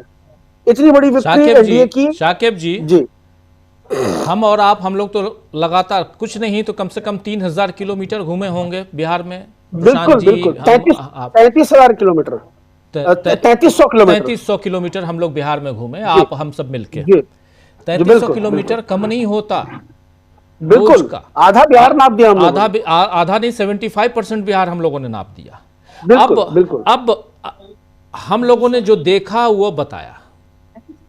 वो लोग जो पहले देख रहे थे, बता कुछ और रहे थे, उस समय उन्होंने क्यों नहीं बताया कि एनडीए की सरकार आ रही है? उस समय उन लोगों ने क्यों नहीं बताया कि बीजेपी की लहर है, आंधी है, तूफान है एनडीए की? हम लोग बिल्कुल उस समय तो वो लोग नहीं बता रहे थे। और उसके बाद तुरंत जैसे इनकी 202 सीटें आती हैं, सारे जो ढोल बजाना शुरू हो गए, ऐसा ही था। और उसके बाद आप कह रहे हैं कि नहीं, मुझे तो बीजेपी वाला समझा जा रहा है, मुझे कुछ और समझा जा रहा है। चलिए, खैर ये उनकी कहानी है, लेकिन चूंकि आपने जिक्र किया तो एक पॉइंट था जो ये आप लोगों को भी सोचना चाहिए, हमारे साथियों, कि आप जो आप देखते हैं वो तो कम से कम रखिए अपने दर्शकों के बीच। देखिए राजीव जी, डीबी लाइव के दर्शकों का के लिए जो है, या उन दर्शकों ने हम पर जो भरोसा किया है या हम पर जो भरोसा करते हैं, वो यही हमारी जो पूंजी है, हमारी जो यूएसपी है, वो हमारी तटस्थता है। हम परिणामों के बाद अपनी राय बदल करके नहीं बैठे। हम अब भी ये कह रहे हैं कि ऐसी कोई हवा नहीं थी, जमीन पर ऐसा कुछ नहीं था, कहीं कोई नीतीश का नाम लेवा नहीं था, कहीं कोई भाजपा का नाम लेवा नहीं था। लोग बदलाव चाह रहे थे। ये चुनाव हम काउंटिंग के टाइम से कह रहे हैं कि मैंडेट रिगिंग है, चुनाव की चोरी हुई है, मशीनरी लगा करके चुनाव की चोरी की गई है, और हम आज भी उस पर कायम हैं। हमारा तर्क या हमारा मत अब भी यह है कि चुनाव की चोरी हुई है, चुनाव निष्पक्ष नहीं हुआ है, जमीन पर ऐसी कोई हवा नहीं थी। अगर ऐसी कोई हवा होती तो हम 7 लोग थे, इन 7 में से कोई एक तो कोई महसूस कर लेता। नालंदा में, पटना में, दरभंगा में, फुलपरास में, झंझारपुर में, मधुबनी में, पूर्णिया में, किशनगंज में, अररिया में, कटिहार में, कदवा में, जोगबनी तक, हम तो विराटनगर भी हुआ है। कहीं तो समझ में आता कोई आदमी, अरे हमने तो रुक करके चाय पिया निर्मली विधानसभा में, सब्जी वाले से आपने बात की, मैंने चाय वाले से बात की, प्रशांत जी ने बिस्किट लेते हुए पान वाले से बात की, और हम सब जब आए वापस तो एक ही मत था कि नहीं, लोग कह रहे बैजनाथ में तो जीतेंगे आरजेडी से, इस बार बदलाव चाहिए, तेजस्वी की सरकार चाहिए। वो आलू बेचने वाला भी वही कह रहा है, चाय बनाने वाला भी वही कह रहा है, पान बेचने वाला भी वही कह रहा है, रेडी पटरी चलाने वाला। जब मैं और फारूक उधर वॉशरूम गए तो जब हम लोगों ने रेडी वाले से पूछा, वो कह रहे नहीं भैया, इस बार तो हम लोग बदलाव चाहते हैं, तेजस्वी को मुख्यमंत्री बनाएंगे। मतलब 5 के 5 में शायद प्रशांत जी आकर के कह देते कि नहीं, वो तो कह रहा था कि एनडीए की सरकार आएगी। मैं और आप कह देते कि चलिए ठीक है, यहाँ तो लालटेन की हवा है। प्रशांत जी आके कहते कि नहीं, वो कह रहे हैं एनडीए। लेकिन प्रशांत जी भी आके कह रहे, मेरे कहने का मतलब हम सब जो जहां था, हमने ऑन कैमरा भी जितना काम किया, उससे ज्यादा ऑफ कैमरा भी काम किया हम लोगों ने, और उसके बाद ये रिजल्ट आता है। तो इस रिजल्ट को डाइजेस्ट करना तो असंभव है ही। मैं तो आज अमरिंदु भाई को मैंने मैसेज किया है कि बंगाल के एसआईआर को अभी जाकर के मैन्यूटली ऑब्जर्व किया जाए, ग्राउंड पर न्यू जलपाईगुड़ी में बीएलओ ने आत्महत्या की, उसके परिवार से मिला जाए। मैं तो आज मैसेज किया अमरिंदु भैया को कि आप प्लान करिए, डीबी लाइव की एक टीम जो है जाके बंगाल में 2 दिन रहे और देखे लोगों से एसआईआर को लेकर के क्या उनको फेस करना पड़ रहा है, या क्या कुछ उनसे मांगा जा रहा है। तृणमूल कांग्रेस ने जो हेल्प डेस्क लगाए हैं उसका क्या फंक्शन है, क्या कर रही है वो। और वहां पर अभी लोगों को एसआईआर को लेकर के रूरल एरियाज में, अर्बन एरियाज की हम कलकत्ता सिटी की बात नहीं करेंगे, अर्बन एरियाज में वहां जाकर के हम देख करके लोगों को बताएं कि ये देखिए ये परेशानियां यहाँ लोगों को हो रही अभी। जी बिल्कुल बिल्कुल बिल्कुल। प्रशांत जी, बिहार की बात, एसआईआर की बात, बिहार के वोटर्स की बात, और चूंकि अब आज ओथ सेरेमनी हो गई, अब धीरे धीरे ये चैप्टर अभी तो क्लोज होगा, बिहार चैप्टर क्लोज होगा, बाकी बहुत सारी खबरें आ रही हैं, उस पर हम लोग भी विश्लेषण करेंगे। और शीतकालीन सत्र शुरू होगा, विंटर सेशन शुरू हो रहा है 1 तारीख से, और उसके साथ साथ देश में एक आंदोलन की तैयारी भी चल रही है, उस पर भी चर्चा करेंगे। दीपांकर भट्टाचार्य जो एमएल के लीडर हैं, नेशनल जनरल सेक्रेटरी हैं, उनसे मैंने बात की है। इस कार्यक्रम के ठीक बाद आप दीपांकर भट्टाचार्य को सुनेंगे कि आखिर एमएल या वाम दलों का प्रदर्शन इतना खराब क्यों रहा, वो क्या सोचते हैं, और आगे 5 राज्यों के चुनाव में क्या कुछ होने जा रहा है। उससे पहले एसआईआर को लेकर क्या है आगे की रणनीति पूरे विपक्ष की, इंडिया गठबंधन की, सब कुछ आप सुनेंगे उस इंटरव्यू में। लेकिन यहां प्रशांत जी, बात हमारी वही है जो कह रहे थे फर्राह शाकिब जी, 3300 किलोमीटर की यात्रा हमने की, कहां आपको आंधी दिखाई दी थी क्या? ये बहुत से लोग जो अब लिख रहे हैं, कल भी मैंने कहा था कि वो पर्चे जैसे छाप के बांटे जाते हैं, वैसे पर्चे बांटे जा रहे हैं कि बीजेपी की मेहनत दिखाई दे रही सबको अब, और उस वक्त नहीं दिख रही थी जब वो बीजेपी वास्तव में मेहनत कर रही थी। देखिए, बीजेपी का प्रेजेंस वहाँ पे है ऑलरेडी। बीजेपी का प्रेजेंस राष्ट्रीय पार्टी है, सबसे पैसे वाली पार्टी है, उसके पास कॉरपोरेट पूरा अमला उसके पास लगा हुआ है, ब्यूरोक्रेसी है, संवैधानिक संस्थाओं के हाथ पैर मरोड़ के अपने अपने हिसाब से उसको इस्तेमाल करते हैं। तो इसलिए बीजेपी की प्रेजेंस दिखना कोई बहुत हैरत की बात नहीं है। लेकिन मुझे जेडीयू की प्रेजेंस नहीं दिखाई दी थी। मुझे कुशवाहा जी की पार्टी की प्रेजेंस नहीं दिखाई दी थी। हम तो गांव में भी गए थे, किसानों के बीच भी गए थे, गांव की सड़कों में, गांव की गलियों में गए थे। मैं तो सुबह 6 बजे से निकलता हूँ जी। तो हमको तो कहीं ऐसा नहीं दिखाई दिया। देखिए, जब एसआईआर लागू हो रहा था तब भी मैंने कहा था कि ये बीजेपी के लिए कस्टमाइज्ड इलेक्टोरल रोल बनाने की एक कवायद है। और जब राहुल गांधी ने उसकी पोल खोलना चालू की तो ये जो इलेक्टोरल रोल के साथ छेड़छाड़ थी, जिसको अशोका यूनिवर्सिटी के प्रोफेसर ने उसकी तरफ इशारा किया था, उसको अब ये लीगल फ्रेमवर्क बनाया गया। उसका कानून में एसआईआर नाम की कोई प्रक्रिया नहीं है, इंटेंसिव रिवीजन है, स्पेशल इंटेंसिव रिवीजन नहीं है।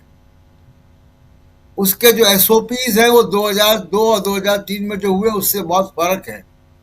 2002-2003 में जो इंटेंसिव रिवीजन हुआ था उसमें नागरिकता जैसी बात नहीं आई थी। कोई इनॉमिनेशन फॉर्म नहीं भरने थे, कोई फॉर्म नहीं भरने थे, बीएलओस गए थे घर घर। उन सब को किनारे करके एक नई प्रक्रिया चालू की गई, और ये वोटर अपडेशन नहीं है, ये नए इलेक्टोरल रोल्स हैं। ये बीजेपी के लिए कस्टमाइज्ड इलेक्टोरल रोल्स हैं।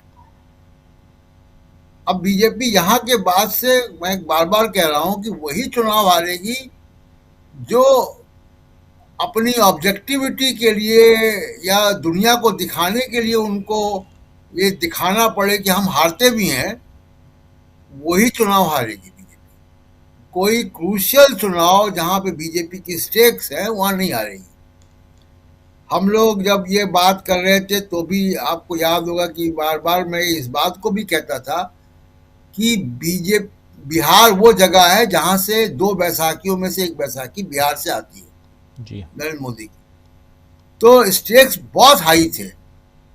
अगर बिहार को हारते तो आज हम सेंट्रल गवर्नमेंट की कितनी मियाद बची है उस पर हम चर्चा कर रहे होते, तो वो अस्थिर हो जाती सरकारों की। तो बिहार एसआईआर और जितने एसआईआर हो रहा है, ये एक बड़ा घोटाला है, और ये भारत को बनाना रिपब्लिक की तरफ ले जा रहा है। ये भारत को बहुत खामोशी से जो है वो सिंगल पार्टी डेमोक्रेसी की तरफ ले जा रहा है, सिंगल पार्टी इलेक्टोरल ऑटोक्रेसी की तरफ ले जा रहा है, जैसे नॉर्थ कोरिया वगैरह में है। फर्क इतना केवल होगा कि यहाँ पॉलिटिकल पार्टियां भी होंगी जिनकी हड्डी पसलियां टूटी रहेंगी, वही पॉलिटिकल पार्टियां रहेंगी जैसे जो अभी जो स्थिति बिहार के बाद दिखाई दे रही है कि कांग्रेस 6 पे रहेगी, CPI-ML 2 पे रहेगी, यही ऐसी रहेगा। तो ये सिस्टम पूरी उस तरफ जा रहा है। इसलिए मैं बार बार कह रहा हूं कि SIR को लेकर बड़ा राष्ट्रीय आंदोलन खड़ा होना चाहिए। और ये 272 लोगों को चिट्ठियां भी इसलिए लिखवाई गई हैं, परेशानी तो है। तो ये बहुत बड़ा घोटाला है और जब भी खुलेगा, मैं फिर कह रहा हूं कि इसको किसी प्रकार से, कि अगर आपको बीजेपी के लोग मेहनत करते हुए दिखाई देते हैं या बीजेपी की जीत बड़ी ऑर्गेनिक लगती है, इसको किसी प्रकार से अगर आप उचित ठहरा रहे हैं, किसी प्रकार से इसकी स्वीकार्यता बना रहे हैं, तो आप भारत के संवैधानिक डेमोक्रेसी का अहित कर रहे हैं। ये बड़ा घोटाला है और इस घोटाले को रुकना चाहिए। अफसोस की बात है कि सुप्रीम कोर्ट ने इसको नहीं रोका। तो जो संकट है देश में इस वक्त लोकतांत्रिक संस्थाओं का, उसमें मैं ये मान के चलता हूं कि सुप्रीम कोर्ट भी संकट का जो है एक वो भी संकटग्रस्त है। वो संकट का समाधान अभी नहीं है, वो भी उस संकट से प्रभावित है। वो भी इंस्टीट्यूशन, डिग्री अलग अलग हो सकती है कि चुनाव आयोग पूरी तरीके से कॉम्प्रोमाइज है, सुप्रीम कोर्ट में अभी थोड़ी सी गुंजाइश बची हुई है, फर्क इतना है केवल। लेकिन सुप्रीम कोर्ट भी संकट से प्रभावित है, जो संकट लोकतांत्रिक संस्थाओं का चल रहा है। तो enforcement directorate, election commission, police एक तरीके से बिहेव कर रही है, सुप्रीम कोर्ट थोड़ा फर्क है। तो एक बड़ा घोटाला है और इसके खिलाफ एक आंदोलन खड़ा होना चाहिए और इसी को भांप रहे हैं। आप देखिए कि जो हमारे बिहार के साथी वो बताएंगे, आज जो गांधी मैदान इतना ऐतिहासिक, हम लोग बार बार वहां जाते भी हैं, उस गांधी मैदान का शपथ ग्रहण समारोह देखकर आपको क्या ये वाइब्स आ रही हैं? ऐसा कुछ महसूस हो रहा है विजुअल देखकर, वहां का माहौल देखकर कि ये 2/3 सरकार, 2/3 बहुमत से बनी सरकार है। मतलब बहुत बड़ा बहुमत होता है। अगर 90% स्ट्राइक रेट बहुत बड़ी बात होती है। दिल्ली में राजीव जी जब 90% स्ट्राइक रेट आम आदमी पार्टी का आया था, तो मेरी खिड़की के नीचे सड़क है, वहां वो दिखाई देता था, गली मोहल्लों में दिखाई दे रहा था वो जो 90% का स्ट्राइक रेट होता है। राजीव गांधी को जब इतनी सीटें आई थी तो दिखाई दे रहा था इतनी सीटें आ रही हैं। तो एक तो ये बात। दूसरी बात की जो मोदी साहब वहां जा रहे हैं साउथ अफ्रीका, बड़ा रोचक है। मोदी साहब वहां पे बड़ा एक पावर प्रोजेक्ट जो है साउथ अफ्रीका में आ रहा है और वो $24 बिलियन का है। उसमें फ्रांस और चीन की कंपनियां भी हैं, भारत से अडानी जी हैं। नवंबर में शॉर्ट लिस्टिंग होनी है, टेक्निकल शॉर्ट लिस्टिंग होनी है नवंबर में, इसी में अगले महीने। नहीं हाँ, ये नवंबर चल रहा है, एंड ऑफ नवंबर में जी, इसी महीने जो है अभी एक आध 2-4-10 दिन के अंदर जी उसकी शॉर्ट लिस्टिंग होनी है और उसके बाद 2026 में कॉन्ट्रैक्ट अवार्ड होना है। ये $24 बिलियन का कई साल चलने वाला उनकी ट्रांसमिशन ग्रिड को बनाने का बड़ा ठेका है। तो मोदी जी की डिप्लोमेसी भी है और साथ में ये काम भी है। जी ये तो जरूरी है। ये आप देख ही रहे हैं, मोदी जी वहीं जाते हैं जहां थोड़ा सा ये काम भी कर लें। जरूरी है, एक साथ एक पंथ दो काज, दो काम हो जाता है। प्रफुल्ल जी जरा पहले आपके पास, फिर अनिल जी आपके पास आता हूं। प्रफुल्ल जी, मैं और ममता बनर्जी जो कह रही हैं वो उसमें कितना दम है? SIR को लेकर बिहार में कैसी हलचल, बंगाल में कैसी हलचल है? क्या वही बिहार वाली हलचल है या कुछ और है? नहीं, यहाँ भी वो हलचल तो है ही और उसकी प्रकृति थोड़ी भिन्न है, लेकिन हलचल तो जबरदस्त है। यहाँ पर भी जैसा कि कहा भी गया है कि आत्महत्याओं का दौर है, जो लोग आत्महत्या कर रहे हैं, तनाव भयानक है। बीएलओ और को ये क्यों, सिर्फ बीएलओ क्यों ऐसा कर रहे हैं? बीएलओ क्यों कर रहे हैं ऐसा? इस पर यह कि उन पर काफी वर्कलोड है, और दूसरी है कि बंगाल में जो लोग होते हैं वो जातियों का जो असर बिहार में होता है, यहाँ पर दलगत दलीय रुझान में वह आत्मीयता झलकती है। तो जाहिर है कि तृणमूल के यहाँ समर्थक ज्यादा हैं, तो उसके कार्यकर्ता भी ज्यादा हैं, बीएलओ भी ज्यादा होंगे। तो उनको जब ये कहा जा रहा है कि मुसलमान हो या कोई भी हो कि उनका मत अगर कंप्रोमाइज करना है, तो उनको तनाव पहला तो ये हो रहा है कि वो इस बात से सहमत है। दूसरा ये हो रहा है कि इतना जबरदस्त उनके ऊपर में दबाव है। आप जानते हैं कि बंगाल के बारे में एक कहावत चलती है, दो बातें चलती है कि ये कानूनची बहुत होते हैं, और दूसरा हुज्जते बंगाल, हर बात में हुज्जत करना हमें पसंद होता है। तो बीएलओ को इतने तरह के सवालों का सामना करना पड़ता है कि वे परेशान हो जाते हैं। वहाँ के लोग, साधारण लोग भी ये नहीं कह देंगे अच्छा तो तब ठीक है, जो अच्छा लगे, जो अच्छा होता है वही कर दीजिए। हम लोग जब जाते हैं बाजार बिहार वगैरह, तो हम लोग की आदत होती है, हम लोग कह देते हैं अच्छा जो अच्छा, दोनों में से अच्छा कौन है वो दे दीजिए, तो वो अच्छा दे देता है। लेकिन यहाँ के लोग अपना अच्छा खुद चुनते हैं, क्योंकि ये बहुत ही चोट खाया हुआ राज्य है। दूसरी बात ये तनाव इसलिए भी है कि बहुत सारे लोग आए हैं जो उस समय में गरीब गुरबा थे, जो रख नहीं पाए। यहाँ का इलाका भी बाढ़ग्रस्त इलाका है। 2002 का जब आप मांगते हैं, आवासीय क्षेत्र लगातार बदलते रहते हैं, बदलते रहना पड़ता है लोगों को, तो इसलिए भी जो है सो बहुत सारे लोगों का 2002 या 2003 का रिकॉर्ड खोजना मुश्किल हो रहा है।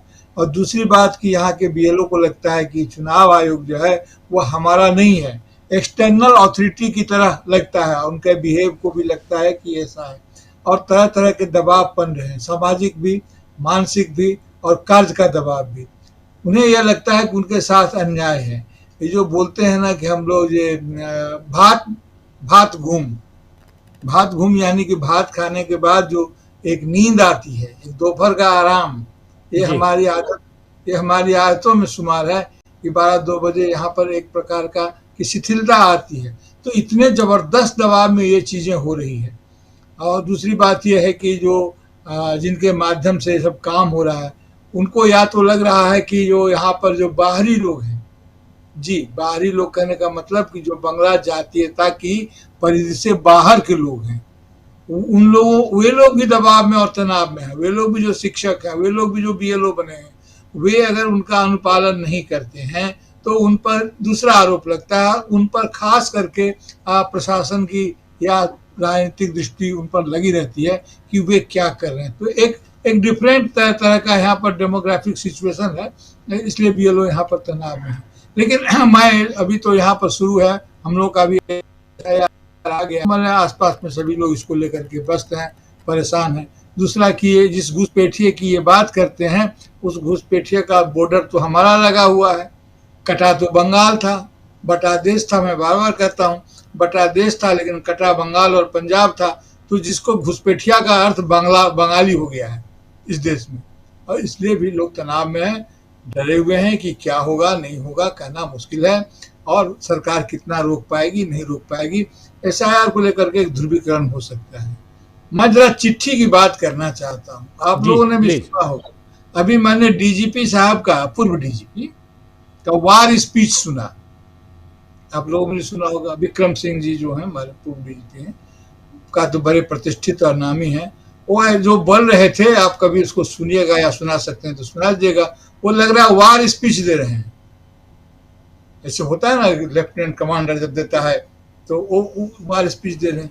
और क्या क्या नहीं कहा गया, ये नागरिकों को नागरिकों से भिड़ा देने की कला में तो इनको महारत हासिल है। जाहिर है कि ये ऐसा करेंगे, और ऐसा करते हुए देखेंगे। इसके पहले भी आपके यहाँ भी चर्चा में मैंने कहा है कि प्रशासन के सामने एक ह्यूमन शील्ड बना करके देते हैं, ताकि नागरिक आपस में उलझे और ये कहा जाए कि ये नागरिकों का आपस का झमेला है, और प्रशासन नागरिकों के, उनके पक्ष के नागरिक हैं, उनके साथ मिलकर के अपना काम तमाम करे। तो ये तो यहाँ पर है, अब पूरे भारत में है। लेकिन अब इनका जिस ढंग से विरोध हो रहा है और कैसे इसका ये किया जाए, ये देखने की बात जरूर है। और ये काफी हमें लगता है कि इसको ध्यान देना होगा कि इसको कैसे किया जाए। आपने कहा कि 10 में से 8 सीट ले गए, यही तो इनका स्ट्राइकिंग रेट का रेशियो है। पूरा रेशियो मिला लीजिए, 10 में 8 सब जगह ले गए हैं, और जहां इन्होंने कम कर दिया है वहां हो गए हैं। और ठीक ही कहा कि ये अनिल मेसी सिंड्रोम जो है वो काम कर रहा है। इसको बैलेट पेपर को खराब करना तो बाएं दाएं हाथ का खेल है। अगर वहां पर लोग हों तो जरा सी नजर इधर हुई नहीं तो उसमें अंतर किया जा सकता है। देखिए 150 तक का वोटर का अंतर बहुत मुश्किल काम नहीं है। जो लोग मतगणना के काम में लगे हैं, वो काम जिन्होंने किया है वो जानते हैं कि वहां पर कैसे डाटा, कैसे टाइपोग्राफिकल एरर भी हो कमाल कर जाता है कभी। तो टाइपोग्राफिकल एरर के लिए भी जगह रहती है जब अपलोडिंग वगैरह होती है तो। लेकिन हाँ, ये ठीक है कि इतने कम अंतर से जो फैसला हुआ है वह भयानक है। अब प्रशांत सर ने दिल्ली के बारे में कहा, दिल्ली का जो उनकी स्ट्राइकिंग रेट थी आम आदमी पार्टी की, तो उसकी भी एक खास तरह की परिस्थिति में वो बात थी।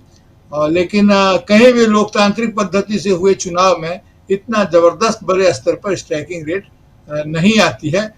और तो लहर की बात कर रहे हैं, राजीव गांधी के समय भी, इंदिरा गांधी जी की हत्या के बाद जो राजीव गांधी को 414 मिला था, वो भी क्या इतना स्ट्राइकिंग रेट लेके आया था?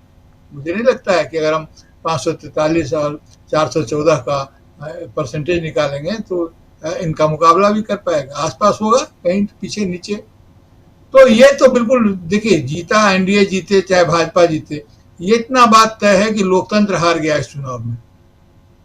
पहले भी हमने कहा था कि लोकतंत्र को नहीं हारना चाहिए, लोकतंत्र को इन्होंने हरा दिया। और अब जिस ढंग से ये पूर्व अधिकारी लोग आ रहे हैं, किसकी पूछ दबी हुई है कहाँ क्या पता, किसके कौन से सूत्र फंसे हुए हैं क्या पता। ये सिंगल जगह से एक टेस्ट लिख करके दिया गया है। आप कभी इसके पहले आपने सुना है इस तरह की शब्दावली? National constitutional authority. भारत में क्या नॉन नेशनल कॉन्स्टिट्यूशनल अथॉरिटी होती है क्या? हमारा फेडरल स्ट्रक्चर का क्या, ये नेशनल कॉन्स्टिट्यूशनल अथॉरिटी कहाँ से आ गया? ये नेशनल टर्म, ये सुपरफ्लुअस नहीं है, ये दिमागी उपज है जो आपको, जो फेडरल स्ट्रक्चर को तोड़ देना चाहते हैं।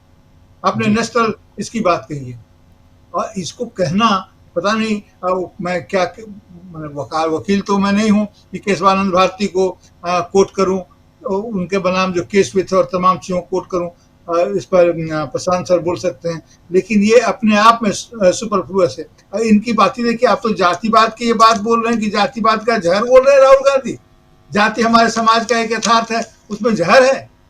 जाति के आधार पर शोषण होता है, इसके खिलाफ तो कभी आपने आवाज नहीं उठाई। जाति का सामंजस्य होना चाहिए, इसके बारे में तो अभी कभी आपने महसूस नहीं किया होगा। लेकिन देखिए, विपक्ष को, राहुल गांधी को नकारात्मक राजनीति की बात कर रहे हैं। आलोचना करना, हक की बात करना नकारात्मक राजनीति है, यही सिखाते हैं, यही बोलते हैं। और संस्थाओं को, संवैधानिक संस्थाओं को कमजोर कर रहे हैं। जिन लोगों ने संवैधानिक संस्थाओं पर कब्जा कर लिया, उनकी बात नहीं आपको दिखती है कि कैसे ये हो गया है। नेता विपक्ष प्रतिपक्ष के एक भी बात को चुनाव आयोग अगर नहीं मानता है, उसका जवाब नहीं देता है। पहले भारतीय जनता पार्टी के लोग आ जाते थे, आज उनके बुद्धिजीवी आ रहे हैं। और क्षमा कीजिएगा सर, ये पब्लिक इंटेलेक्चुअल्स नहीं है। एक नौकरशाह इंटेलेक्चुअल नहीं होता है। इंटेलेक्चुअल होने के लिए नौकरशाही के अलावा भी बहुत कुछ करना पड़ता है, तब जाके कोई इंटेलेक्चुअल होता है। इंटेलेक्चुअल वो होता है जो अकेले पड़ जाने के डर से कभी घबराता नहीं है, कभी सत्ता के सामने हकलाता नहीं है, जिनकी सारी जिंदगी सत्ता के सामने बेल्ट बांधते खोलते और हकलाते हुए बीत गई, आज वो पब्लिक इंटेलेक्चुअल हो गए हैं। पूंछ दबी हुई है, इसलिए बिलबिला रहे हैं। पब्लिक इंटेलेक्चुअल नहीं है। हाँ, सरकार की तरफ से या मान लीजिए कि उनके पास नागरिक समाज का एक हिस्सा है, अभिव्यक्ति का अधिकार हर किसी को है, इनको भी है। ये बताते हैं सिस्टमेटिक षड्यंत्रकारी हमला राहुल गांधी कर रहे हैं। राहुल गांधी तो सिस्टम में कहीं नहीं है, तो सिस्टमेटिक हमला वो कैसे कर रहे हैं? आप कह रहे हैं नपुंसक क्रोध, ये कौन सी भाषा है नपुंसकता? इसमें आपको जेंडर बायस नहीं दिखता है? ये हमारे पब्लिक इंटेलेक्चुअल की भाषा नपुंसकता का इस्तेमाल करती है। क्या चाहते हैं? मर्दवादी राजनीति हो, मारपीट हो? तो ये सारी तमाम चीजें जो है, कोई राजनीतिक हताशा नहीं है। जिनकी जिंदगी लूट गई, जिनका रोजगार का अवसर जिनका लूट गया, वे हताशा में नहीं है। जिनको पलायन करना पड़ता है, वे हताशा में नहीं है। जिनके हाथ से लोकतंत्र छीन रहा है, वे हताशा में नहीं है। जिनको जीने का अधिकार छीन रहा है, वे हताशा में नहीं है। राहुल गांधी हताशा में, ये राजनीतिक हताशा है। तो ये इस तरह का आरोप लगा रहे हैं और ये बोलते हैं कि जो विकास का सवाल और वायदे और लोकप्रियता का इन्होंने जो विकास का सवाल किया था, रखा था नीतीश कुमार जी ने, या जो मैं माइक्रो फाइनेंस की बात इसमें मैं नहीं करता हूँ, प्रशांत किशोर जी ने, हम लोगों ने पहले भी मैंने कहा था कि क्लाउड डस्ट क्लाउड है, इनसे में कुछ है नहीं वैसा। अब आज ये विदर्भा में बैठ करके बोल रहे हैं कि जब तक हम देखते हैं 6 महीना जब दीदियों को दिया जाएगा, आजीविका दीदियों को 2 लाख रुपया दिया जाता है कि नहीं दिया जाता है, तब ये संन्यास कर लेंगे, तब ये राजनीति छोड़ेंगे। वो तो बात ही नहीं है, बात तो सीड मनी थी और उसमें जो बेहतर करेंगे उनको दिया जाएगा। कहीं से ये नहीं गछा गया है कि हम दिए जाएंगे, इसमें घपला है। और दूसरी बात कि उसकी फाइनेंसिंग का पोजीशन अलग है, अभी भी वो नहीं बोल रहे हैं खुल करके कि वर्ल्ड बैंक का पैसा को कैसे मतलब उसको बोलते हैं कि डाइवर्सन ऑफ फंड हुआ है और कैसे इसका इस्तेमाल हुआ है, आगे क्या होगा। तो वो सब चीजें तो है अपनी जगह पर, हमें इंतजार करना चाहिए। और जिस ढंग से आज, पहले तो मैंने ऑप्टिक देखा नहीं था, लग रहा था कि नीतीश कुमार जी की तबीयत ठीक हो गई है, अच्छी है, चुनाव में उन्होंने कोई इस तरह की चूक नहीं हुई, या इस तरह की चूक ऑप्टिक्स में नहीं आया जो भी। लेकिन आज जिस तरह से वो पढ़ रहे थे वो बहुत ही दुखद है और बहुत ही चिंताजनक मामला है, चिंताजनक है। और जी जी एक मुख्यमंत्री हाथ जोड़ रहा है, जो उसके मंत्रिमंडल का कैबिनेट मंत्री है, वो प्रधानमंत्री से हाथ मिला करके उनके सामने झुक करके ऐसे चला जा रहा है जैसे मुख्यमंत्री उनका कोई अस्तित्व ही नहीं है, ऐसा कि इनविजिबल है, वो किसी आत्मा की तरह वो वहां पर उपस्थित है, जो दृश्य नहीं हो रहे हैं। ये भयावह दृश्य है लोकतंत्र का। और ये हमें बताता है कि नीतीश कुमार जी के समाजवादी आंदोलन को अगर आप लोकतांत्रिक पद्धति का प्रतीक माने और नरेंद्र मोदी जो जिस चीज के प्रतीक है उनको उसका माने, तो आप देखेंगे कि उसके सामने में लोकतांत्रिक पद्धति कैसे निष्फल होकर के, जिसको बोलते हैं इन्फेक्चुअस होकर के खड़ी है और विपन्न है, निरीह है। जी जी जी, बिल्कुल बिल्कुल आप सही कह रहे हैं। लेकिन नीतीश बाबू का भविष्य क्या है? अनिल कुमार रॉय साहब, यहाँ से कुछ भविष्य दिखाई दे रहा है। नीतीश बाबू ने आज 3 काम किए। पहला, एयरपोर्ट पे पैर छुए नरेंद्र मोदी के, जब ओथ लिए तो लड़खड़ा रहे थे, वो साफ दिखाई दे रहा था। तीसरा जो बता रहे हैं, हमने दिखाया कि उनके मातहत काम करने वाले मंत्री उनकी तरफ देख भी नहीं रहे हैं, प्रधानमंत्री को हाथ जोड़ रहे हैं, हाथ मिला रहे हैं। नीतीश बाबू ऐसे हाथ उनकी तरफ किए जा रहे हैं, लेकिन वो सामने वाले मंत्री महोदय देख तक नहीं रहे, चले गए। एक नहीं, कईयों ने ऐसे। तो ये 3 ऐसे उदाहरण हैं जो लोकतंत्र की मजबूती के लिए नहीं है। लोकतंत्र कमजोर होता है इससे। हमारा मुख्यमंत्री अगर कमजोर है किसी भी राज्य का, हमारे देश का प्रधानमंत्री कमजोर है, देश कमजोर होगा, ये तो माना जाता है। लेकिन क्या यहां पर रॉय साहब, क्या यहां पर आज से जो बिहार में एक नई सरकार, नया अध्याय जो लिखा गया है, ये मजबूत दिखाई देता है आपको? एकदम नहीं, इसको मजबूत सरकार तो नहीं कहेंगे। मुख्यमंत्री लगातार प्रधानमंत्री के पैर छूते रहे हैं, इसके लिए आलोचनाएं होती भी रही हैं। और मुझे नहीं याद आ रहा है, जब आप बोल रहे थे तो मैं याद करने की कोशिश कर रहा था कि किसी दूसरी पार्टी का कोई मुख्यमंत्री ने कभी प्रधानमंत्री के पैर छुए भी हैं क्या? शायद यह इकलौता उदाहरण है।